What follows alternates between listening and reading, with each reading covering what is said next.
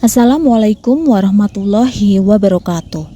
Pada kesempatan ini, kami dari kelompok 3B akan mempresentasikan analisis isu terkait manajemen ASN dan Smart ASN.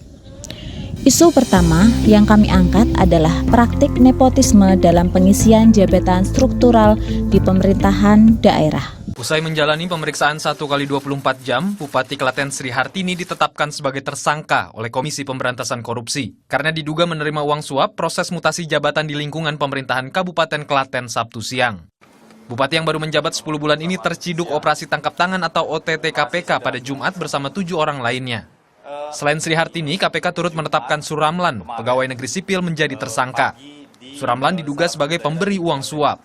Dalam OTT tersebut, petugas KPK berhasil mengamankan uang 2 miliar rupiah, 5.700 dolar Amerika dan 2.000 lebih dolar Singapura.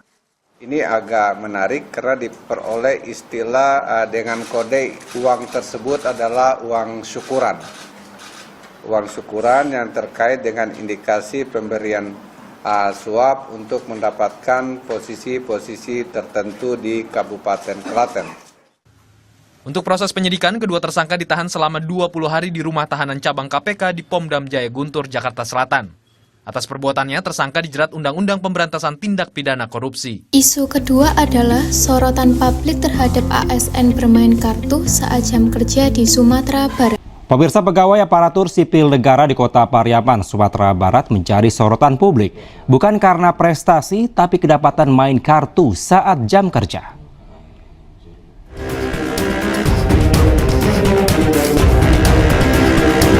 Tiga ASN wanita terlihat sedang asik bermain kartu tanpa menyadari ada kamera yang merekam aktivitasnya.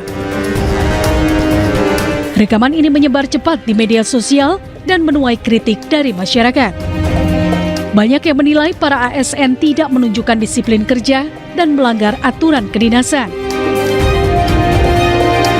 Dari hasil penelusuran, permainan kartu tersebut terjadi di kantor Dinas Pemberdayaan Perempuan, Anak dan Keluarga Berencana Kota Pariaman, Sumatera Barat.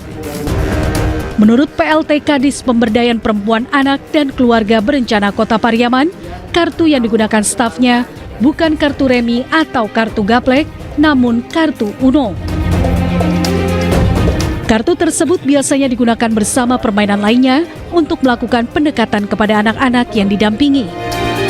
Sebagai bentuk sanksi, ketiga oknum pegawainya telah diberikan surat teguran. Kalau tindakan yang sudah kami lakukan, kami sudah memanggil yang bersangkutan, sudah membuatkan BAP-nya, berita acara pemeriksaan, dan sudah memberikan teguran, Bang. Ika berharap kasus ini menjadi peringatan keras bagi seluruh ASN agar tetap menjaga etika dan profesionalisme, terutama saat jam kerja. Penerapan manajemen ASN dan Smart ASN.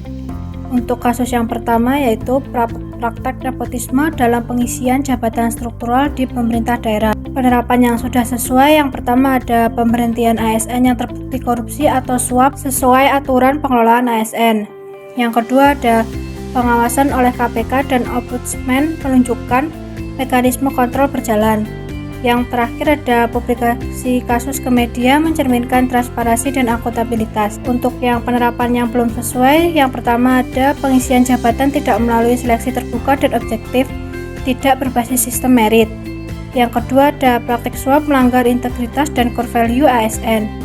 Untuk isu yang kedua yaitu sorotan publik terhadap ASN bermain kartu saat jam kerja di Padang. Penerapan yang sudah sesuai, yang pertama yaitu pengawasan Ombudsman menunjukkan fungsi kontrol berjalan. Yang kedua, terbukanya kasus mencerminkan transparansi publik. Untuk penerapan yang belum sesuai ada yang pertama, bermain kartu saat jam dinas tidak mencerminkan profesionalisme dan orientasi pelayanan. Yang kedua, tidak sesuai nilai disiplin dan integritas Smart ASN. Yang ketiga, ada berpotensi menurunkan kepercayaan masyarakat terhadap birokrasi. Analisis isu. Untuk menganalisis isu tersebut, kami menggunakan diagram fishbone. Melalui analisis ini, penyebab masalah dapat diidentifikasi dari berbagai aspek seperti sumber daya manusia, metode, manajemen, dan pengawasan.